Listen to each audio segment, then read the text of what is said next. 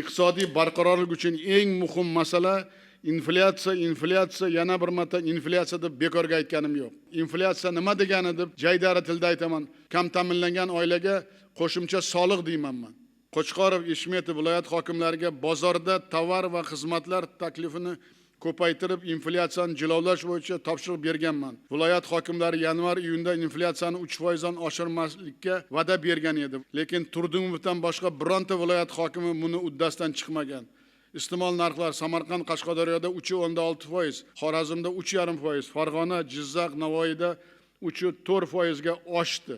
Mana hokimlar sizlarda yozgan xatlaring. Sizlar yozishdan oldin tahlil qilsalaring bo'lmaydimi? O'rnak bo'lsalaring bo'lmaydimi viloyat hokimlari? Agar bu inflyatsiyani bunday jilovlamasak ertaga bozor nima bo'ladi? Odamlar oyligi qayoqqa ketadi? Odamlar qachon rozi bo'ladi bizdan?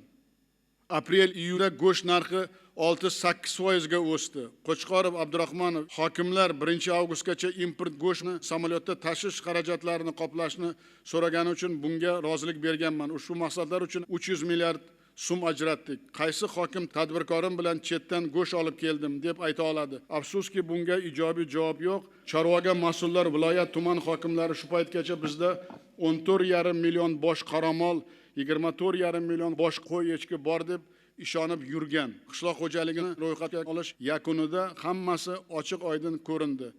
Qoramol soni 2,5 million boshga, qo'y va echki 1,5 million boshga kam chiqdi. Endi savol: qaysi viloyat tuman hokimi bu raqamlarni qo'liga olib o'rgandi?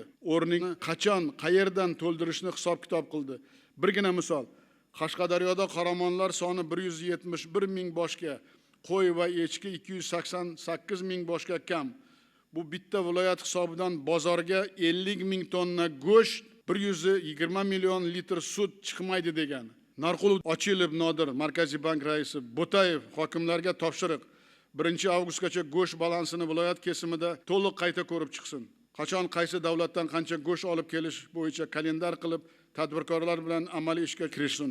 Buning uchun go'shtni samolyotda olib kelish bo'yicha imtiyoz yil yakunigacha uzaytirib beriladi.